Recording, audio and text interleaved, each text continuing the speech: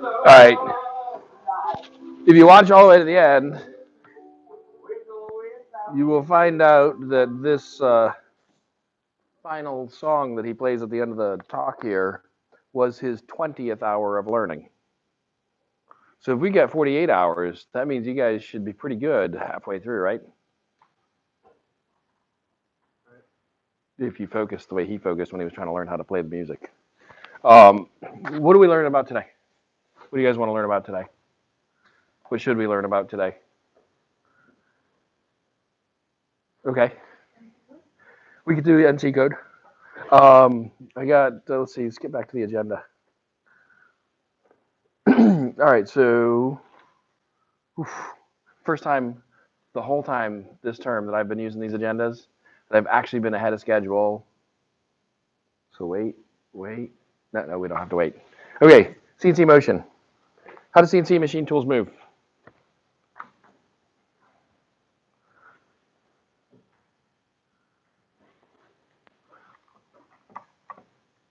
How do CNC machine tools move? Somebody, anybody? Yes. They move 3 ways. All right, cool.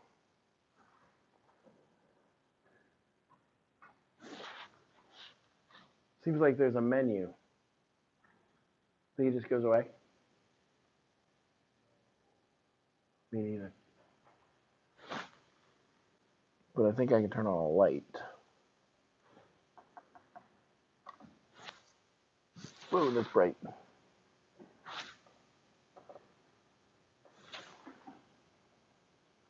Menu. Oh, menu. Look at that. It does go away. Cool beans. 3 ways. Which 3 ways? Up, down, right, left. Up, down, right, left. No, that's 4. Can't be that. Yes. You know, it turns out that that's true, but that's not what I'm talking about here. You got it? We move in a straight line. Point A, point B. Straight line. What's special about a straight line? If you want a CNC machine to move in a straight line, anybody know how to tell it that? Yes. Turns out you only give it 1 point. Whenever you give a command for the CNC machine tool to move, you give it the destination point. And it will go to that destination point from wherever the hell it is when it receives that command. So it's good for you to track the points from point to point to know where it is at any moment. So you give it 1 point, you give it the destination point. And so, I don't know, let's get a coordinate system here. So if this is 1, this is 3 out here maybe. So 1, 2, 3, 4, 5. So maybe that's 1, 2, 3, 4.5. So that is 3, 4.5 maybe, based on my coordinate system. So if that's the coordinate, and I want it to move from wherever the hell it is when I run this line of code, I tell it G01, X3, Y 4.5. And then when the CNC machine tool receives this command, if it happens to be over at this point here at 1, 3, it'll move in this straight line. If it happens to be at this point over here, it will move in that sort of straight line. Right? So is that, anybody know the other critical piece of information you have to have if you want to move in a straight line? So you have to have the endpoint. You should, in your mind, know where it's starting from, but you don't have to tell the CNC machine to, because it's going to go from wherever it is. What other critical thing do you have to do if you want to move in a straight line? You have to tell it how fast. You have to have a feed rate. So feed, let's say, I don't know, 60. And so if we assume that the units here are inches, that's x equals 3 inches, y equals 4.5 inches, feed equals 60 inches a minute. Now that feed command is actually modal. It stays turned on. So if you've given that feed command on a previous line of code, all you got to do is do the X and Y as long as you want it to move the same speed. All right, so that's moving in a straight line. What other motion can a CNC machine tool make? Now that you've got the theme, he figured out the theme, right? What else do you think we can do in a CNC machine tool? Go ahead. We can move in an arc. And so we're moving in an arc. From here to here. Now with the arc, it absolutely matters what the start point is, but you don't specify it in the line of code. So how many arcs are there? In one plane, there's 2 arcs, right? There's a clockwise arc and a counterclockwise arc. So we want to go clockwise from our start point to our end point. We use a G02 command. And to give it an arc, what else? Oh, and we totally need feed. But we already told it the feed was 60, so we can leave it off on this line. But if it's an arc, besides the end point, so if this is 0, 0, and this is 1, 1, just to make it easier to visualize there for our positions,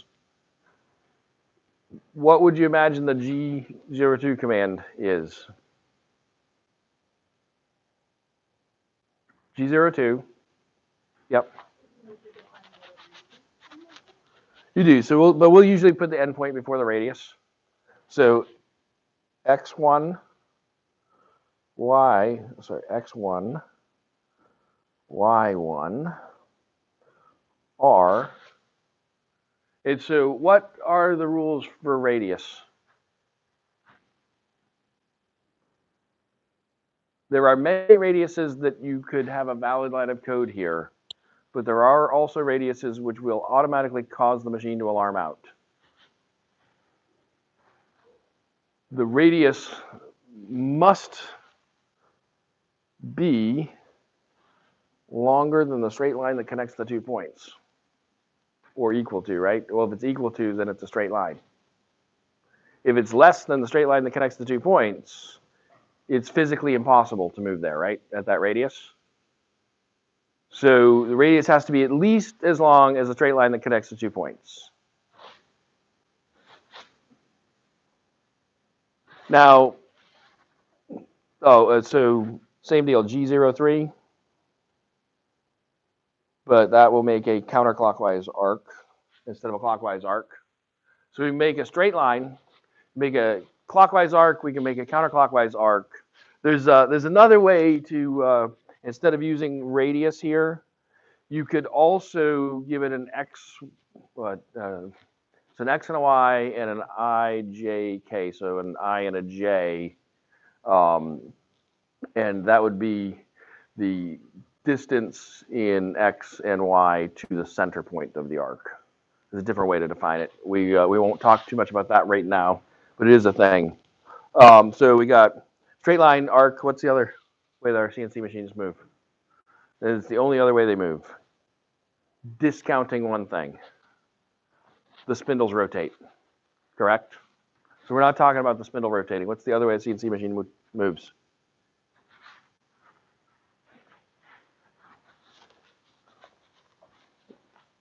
G00 is rapid.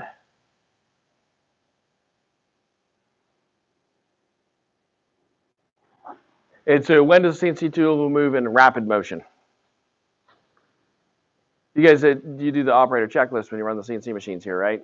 The last step on the checklist, second to last step is reduce the rapid rate, right? What happens when we reduce the rapid rate? Yeah. It goes slower when we're not intending for it to cut material. The rapid motion is programmed when we're moving from one place to another, but we're not intending to cut material. It does not necessarily go in a straight line. If we're going here on our coordinate system from 0, 0 to, I don't know, 1, 2, 3, 4, 5, 6, 7, comma 2. So G00, X7, Y2. The motion that it's going to make is it's going to go at a 45-degree angle until Y equals 2. Once Y equals 2, it's going to turn off the Y servo motor. And it's going to go in a straight line until X equals 7. And so the reason they do this is because of the way they control the CNC machines, they can control the motion of each axis independently. And so when you want a rapid motion, the easiest way to implement this in the code was to say, turn on both spindles or turn on both motors as fast as they can spin. When either of them gets to the programmed endpoint, stop it. And so these are servo motors, right? So they're feedback controlled. So the actual motion isn't going to be that sharp corner there. The actual motion, if you zoomed way in on it, would be some squiggly line approximating a straight line here, right? And then a little bit of this as it comes in. But for our purposes, you can't measure that. So for our purposes, it makes those two straight lines. Okay, so those are the three ways that a CNC machine tool can move. Did anybody, I know at least one person read the agenda. Did anybody, where are we? Mouse, mouse, mouse. Look at either of these before you got here? The, hey, cool. Did anybody check this out before you got here? Sweet. 2, all right.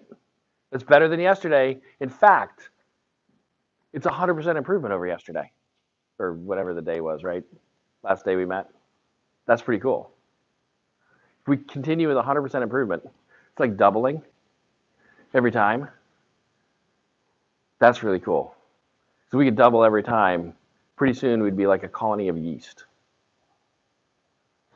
All right.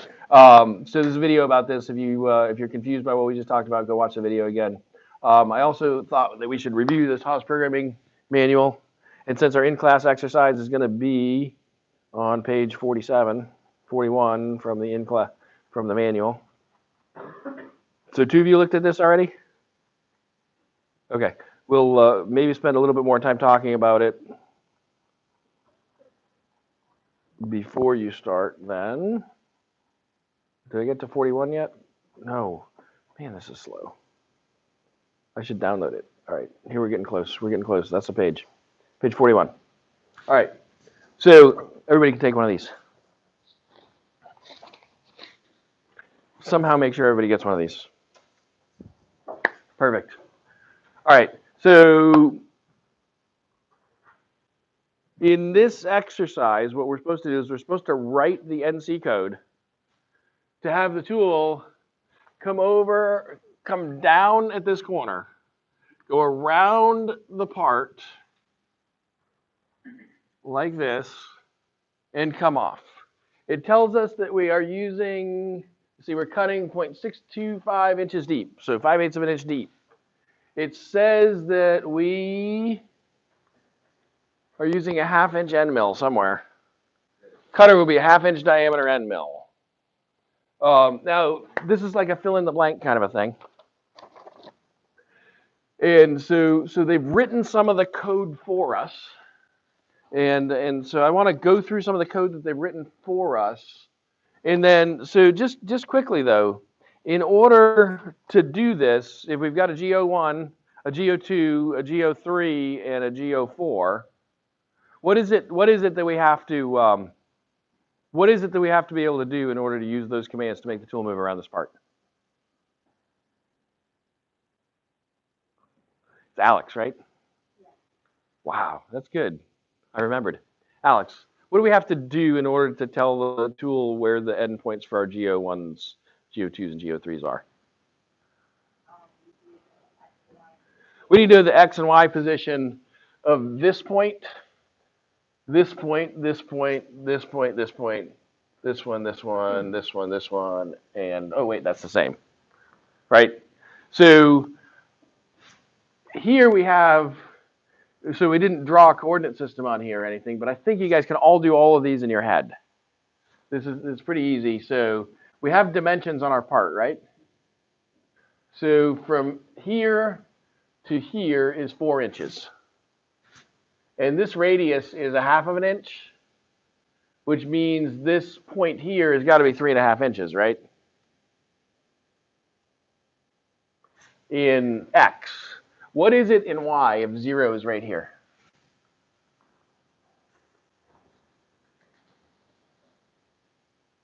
Yep. It would be actually positive Y is that direction. So it would be positive 0.25. And so this point is positive, negative 0.25x, positive 0.25y. Does that make sense to you guys? Because we got to offset by half the diameter of the tool in order to know where this, because we're programming for the center line of the tool, not the edge of the tool. Okay? So I think with that said, just quickly look at a couple of these code things, because we haven't talked about this yet. Every Nccode program starts with the letter O, and then has a 5-digit number afterwards. It's a thing. Anything that's in parentheses is a comment. That's for your value as the programmer reading it, or somebody who's reading the code later can read the comments and know what the intent of the programmer was. T1 MO6. T1 says use tool 1. MO6 tells the machine put tool 1 in the spindle. Operate the tool changer so that it's whatever it is. Right, so T1 MO6. G90, G54, G00. So G90, we'll talk about that later. G54 is the coordinate system that we're using. And you guys have all done the set work offsets in the machine, right? And you can do 54, 55, 56, 57. This is the line of code that tells the machine which coordinate we're using. Next line of code here is a G00, X and Y. So that's our negative 0.25, 0.25, right? We'll want to move to that start position X and Y. And it does that up at the tool change height, not down next to the workpiece. 1520, S1520 is spindle speed 1520. MO3 says spin the spindle clockwise. G43 H1 Z.1 tells us use the tool offset that we have previously associated with tool number 1. So when you set up the machine, you set the tool offsets and the work offsets. This line of code tells it, the G43 says use a tool offset. The H01 tells it use the tool offset associated with tool 1. And you always call that on a Z line, so it moves in a Z direction. And so now, instead of positioning the tip of the spindle, it's positioning the tip of the tool relative to the G54 coordinate system. And then this MO8 tells it to turn the coolant on. So from there, we go G01. So now we're feeding because we're intending to be in contact with the workpiece material. And we go down to this Z depth, which was 0.625. All right, from there, I think you guys can do the rest of it. Let me get my timer going. Oh, come on. I put a link to a timer. Oh, I just have to refresh. He opened it before I put the link in.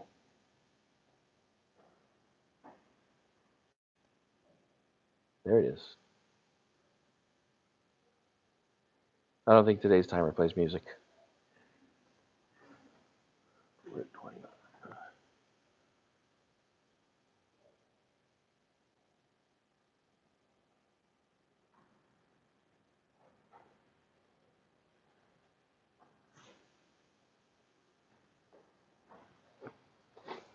And so if you're watching at home doing this, go to the download the mill workbook, go to page 41, and do this exercise before you move on to the rest of the lecture, please.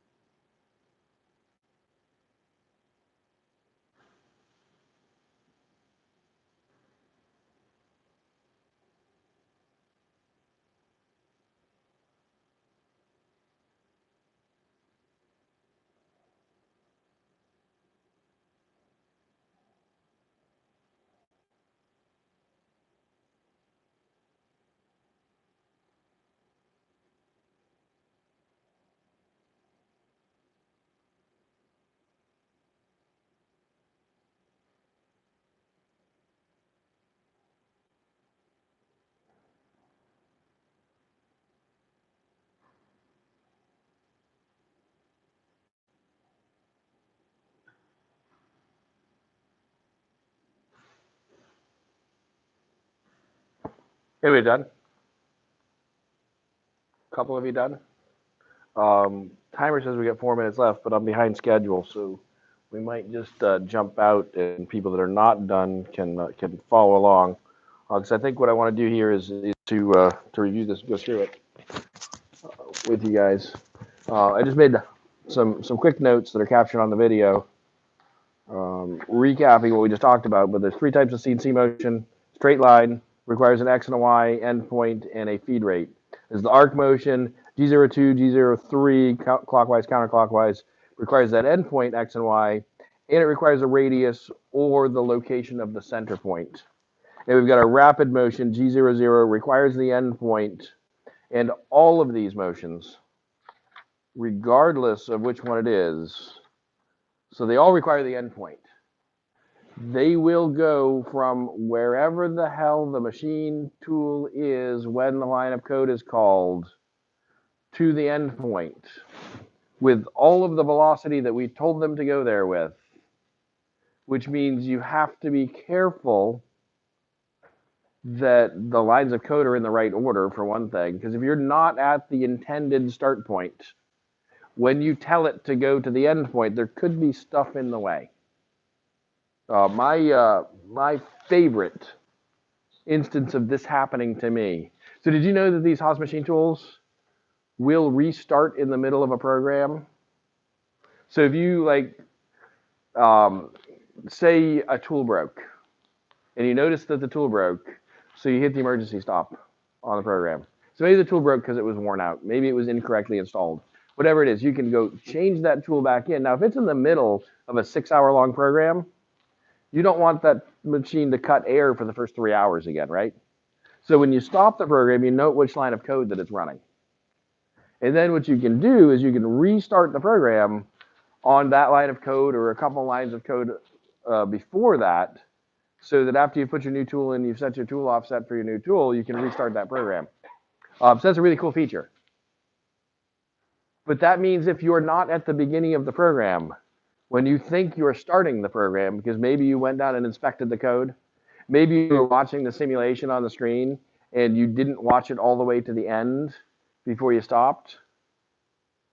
So I was operating one of my machines at my shop. I had just spent about 5 hours getting the setup correct.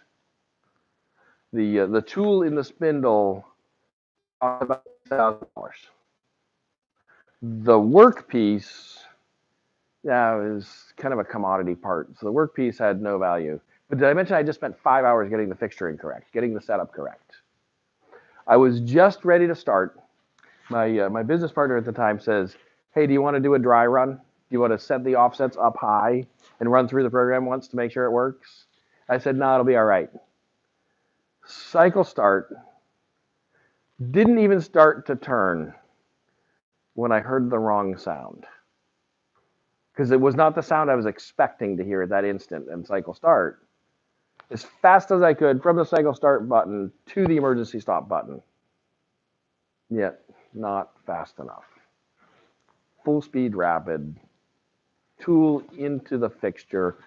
Threw the fixture off the table. Destroyed the tool. Still had to ship those parts on Monday though. Had to set everything back up again. So don't say, nah, it'll be okay, and press start. Actually look at the screen to make sure you're on the first line of code, because I knew it. As soon as I pressed the button and I heard the motion start to happen, I knew that that wasn't the motion I was supposed to hear first. And I knew immediately that I had just run a simulation and not let it finish before I stopped. So be careful of that. All right, let's get the exercise back up there though, right? So copy the workbook. Here's the exercise. Let's screen up.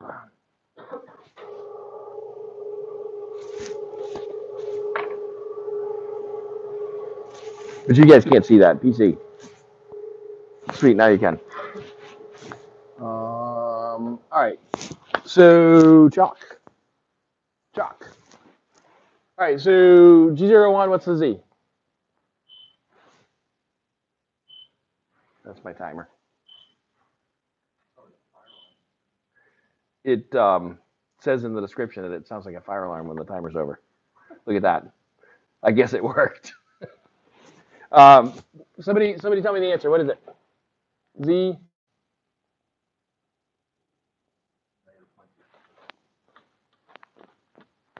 All right. X.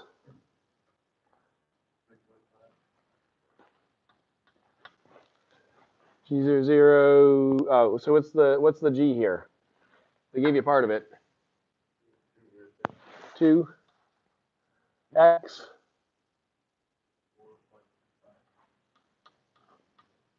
If somebody says an answer and you don't agree with it, shout out. Y. R. R.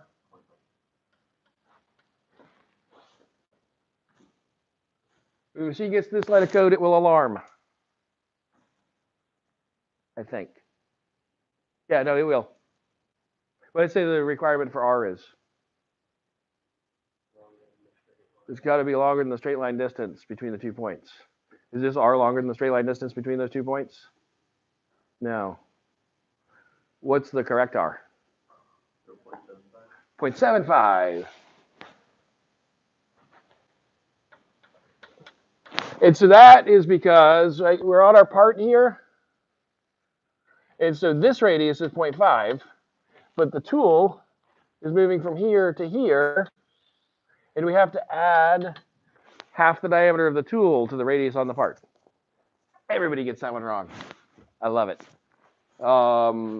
Just for the I's and the J's here to understand what that is, what the I is the X distance to the center point. So that would be negative 0.75. And the J is the I is the X distance, which would be 0, right? Because the center of that arc is lined up with where the X is. And the J would be the negative minus 0.75. But we never use R and I and J. It's one or the other. But that's just how you figure out the I's and the J's. Sometimes you have to do that. All right, G. Next line of code. G. G01. Y.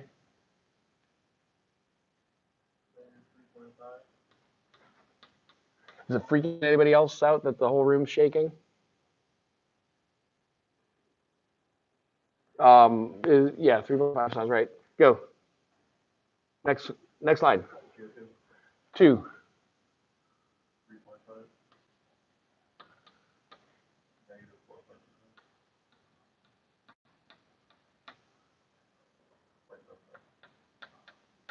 Okay. Next.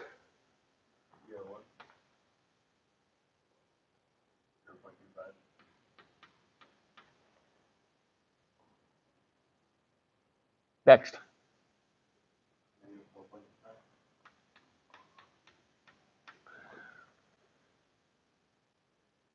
Why is this on a separate line? Yeah. Right. If you put the Y up here, it would move diagonally to that point. You put the Y down here. Now, why don't we have a G01 in front of this Y? Because you don't need one, because it remembers we're doing G01 already. So if you had a bunch of straight line moves after this G01, you just put a bunch of XY coordinates down here. All right, next line. Is it -4?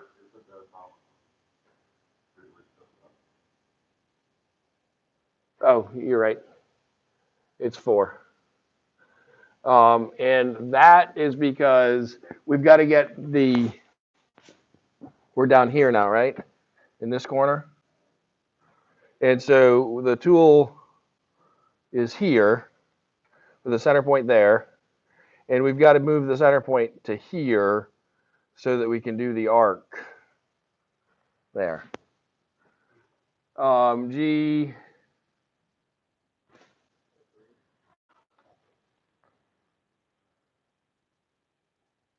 X, Y, R.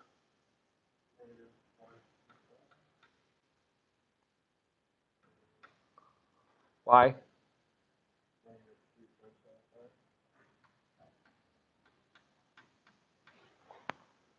So this point is -4 in y, right?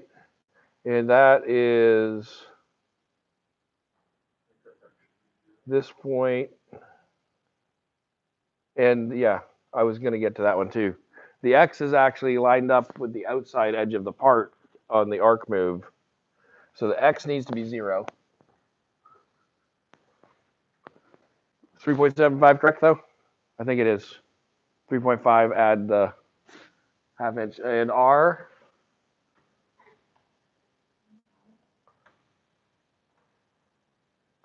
.5. Is it 0.5, 0.75, or 0.25?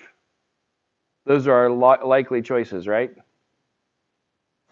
So we got to take the radius, and in this case, we have to subtract half the diameter of the tool. So it's going to be 0.25. And so this is G1 X, what? Minus 0.25, because we're going to move the tool out here now off the part.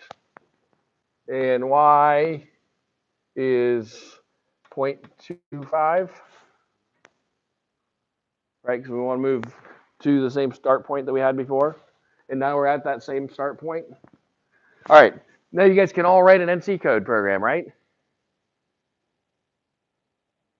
So I told you about my first time at training at Haas. They're teaching me how to operate machine tools, program machine tools. Spent 3 days.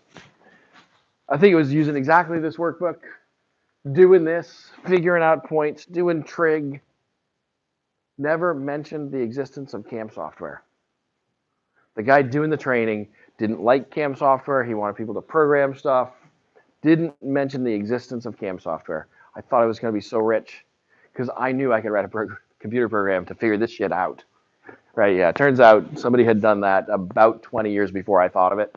But, all right, so that gives us a good start at writing manual G-code. Now, you can imagine when you get complex shapes where you're removing a bunch of material and a lot of small passes and maybe going around complex contours, this would take a long time to write by hand, which is why I don't expect people to write G-code by hand, especially in those situations. On the other hand, sometimes, and I'll see this, sometimes I will write, so the machine tools also can do can take like macro programs. You can do logic inside the G-code. And so I might have to, say I'm trying to make a radius. Maybe the radius is a meter. So the radius is a meter. The distance across that I'm making the radius is maybe 6, 8 inches, just to mix units because we're in America, we can do that. And so it's just a little bit of a dish in the part, but it goes, oh, maybe a 1/4 inch deep. So I got to do that, but I can only feed 1/2 thousandth of an inch into the material for each pass. Or maybe even less, maybe 2 10,000ths of an inch for each pass. And so I will frequently then write a macro program that knows the arc, and you only got to program the arc once. Do the arc, feed in, do that same arc that you programmed, feed in, do that same arc that you programmed. And so instead of having 10,000 lines of code, I could do that in 3 lines of code or 4 lines of code because you just have a counter at increments. When you get to the right distance, you stop. So there's other things that you're gonna. So you may write G-code, but it'll be in applications like that where you're trying to make the program smaller, and where you're trying to use the automation tools that are built into the NC machine. But why is it a good idea to be able to write G-code, especially something like this?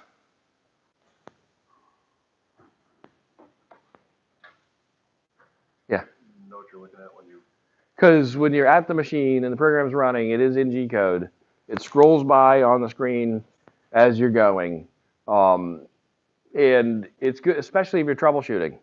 If the part didn't come out the way you wanted it to, you need to be able to read that G-code and understand what it means. So in the workbook, somewhere near the beginning, and we're still here up at the screen down though. Right, we're still on the PC here. There's like lists of the G's and M's. Right, so here's all the G's. And so it tells you what it does.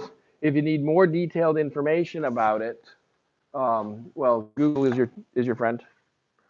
You can say G83, and make sure you say Haas.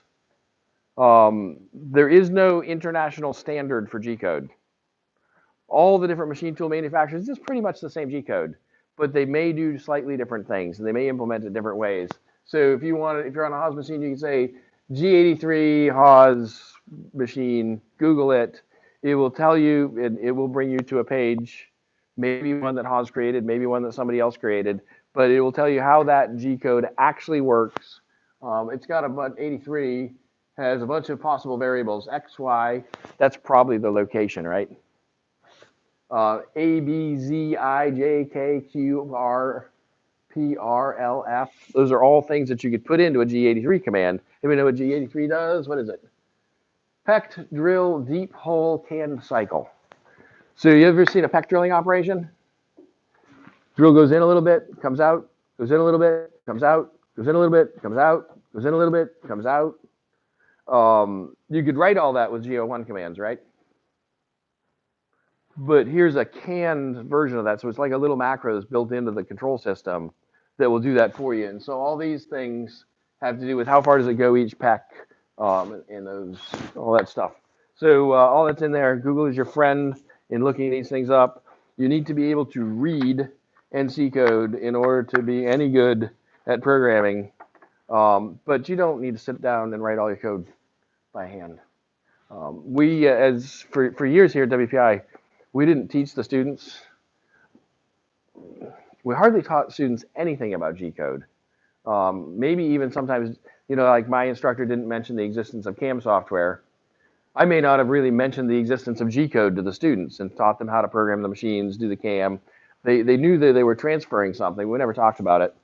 And I actually had a friend who was looking for somebody to do some part-time programming, and I recommended one of the students who was like one of the smartest guys I've ever known. And he was really good, and he always worked hard in the shop and stuff like that. I recommended him for that job, and he was working weekends there. And he called me up on a Saturday, and he said, "How do you tell the machine to go in a straight line?" Because when I recommended him from the job, I just assumed he knew the G code stuff that he was going to need to know when he got there, and then I realized no, he learned at WPI, and we don't teach that, which is one of the reasons why we do it now in this lecture, so we can talk about it. We can get better at that, but. He was smart enough. I told him how to download the manual, and he had it figured out by the end of the weekend. What else are we doing? On the agenda now, it says that we are talking about next week, right? And it also says that we didn't talk about these things, but I think what we did was important. So one of the things I'm going to do next week is figure out how to get that learning to you. What we're going to do, so you guys got homework to do on Friday, right? And I told you about homework too that's going to be due on, my goal is to have the homework due on Sunday so that we have Monday to grade them, and then you have your feedback by Tuesday when we have class. It was going to be to do this exercise that we just did and then do one other exercise. Since we just did this one together, that's probably kind of a lame thing to put in the homework. So I'm going to modify the beginning part of it and have it be to be able to take something like this that have the G code and to be able to write out in words what that code does and maybe draw a sketch of the finished part. And then the last thing, and you guys can from the workbook learn about this stuff. So it can be kind of a pain. It was easy that we had a 1/2-inch diameter tool, right? Knowing how much to offset it from the part. But then if that tool wears out, the parts that we make won't be the right shape anymore. As the tool wears out, the tool gets smaller, the part gets bigger, right? And so what I want you guys to do is learn about cutter compensation. The exercise for cutter compensation is on page 68, I think, here. And you don't have to memorize everything I'm saying here. I'll just quickly review it with you. So 41 we just did. I want to get up to the 68. Oh, Come on.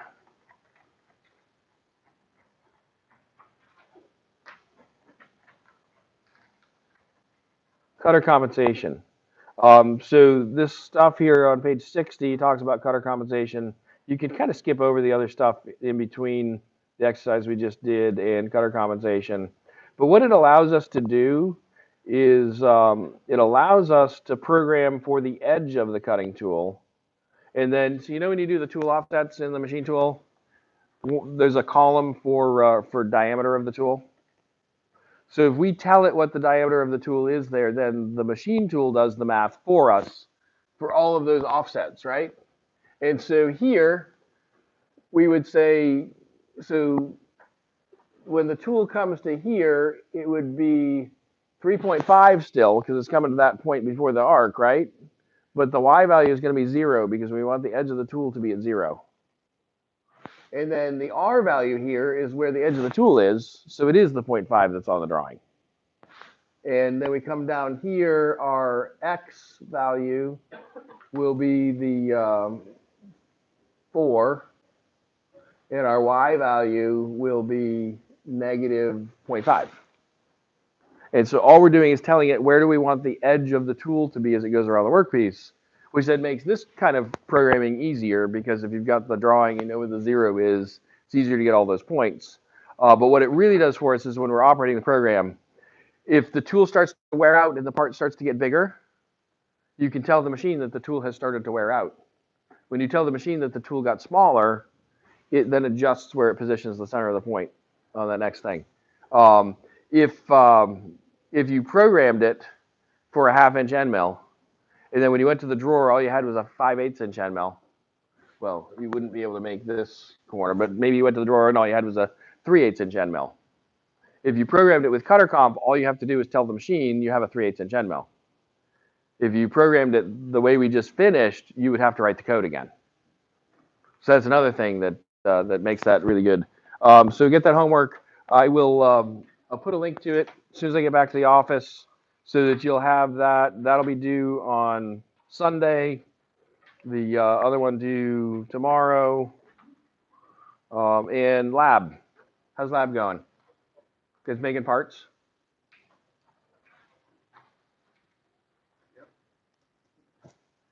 Cool.